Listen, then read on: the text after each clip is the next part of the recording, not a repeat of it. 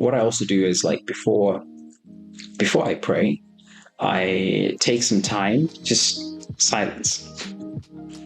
some silence, maybe like a minute, 2 minutes, 5 minutes, just being quiet, just really pulling my thoughts together, especially at night. That's what I do, just to like reflect on the things that I've gone through through the day, just to really take account for the thoughts that I was having, for the things that I did.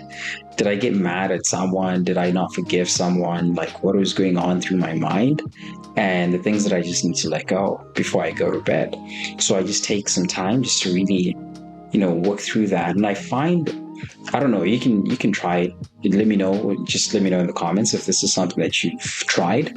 But I find the position that you pray in is also important in terms of what's happening in your mind as well, and how you're bringing yourself to God as well. Because I find when you pray just sitting like this, or if you pray in bed, it's different from when you actually pray kneeling down.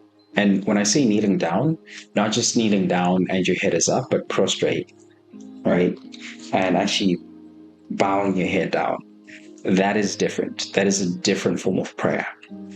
And I say that because it's really, because what you find is like a lot of times this is just like your body, how your biology is that when you pray and you're bringing your attention to God and you're trying to connect with God, is that when you put your head down, your blood actually rushes to your head, and you have more blood in your brain, and you can actually really engage with your brain and really have more control over your thoughts.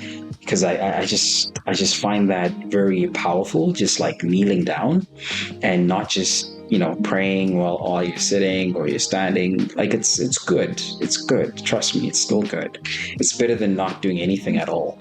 But if you really want to pray and take that prayer to the next level, I would say like kneel down and just bow your head down and start praying like that. Take 5 minutes in that position. Just like really pull yourself together and, open up your heart and hold the posture.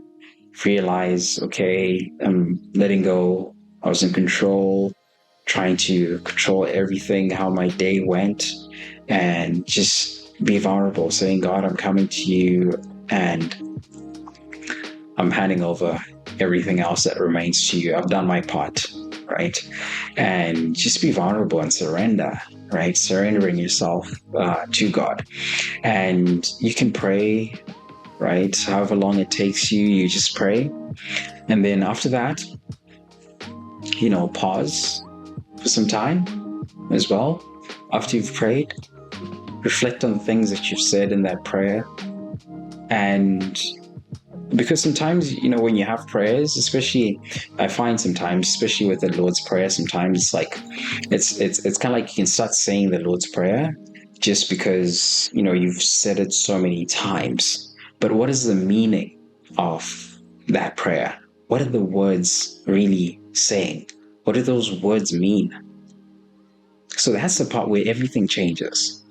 Because when you actually put your mind and your thoughts to, what are these words actually saying? Okay, this is what it's saying. Okay, how can this apply to my life?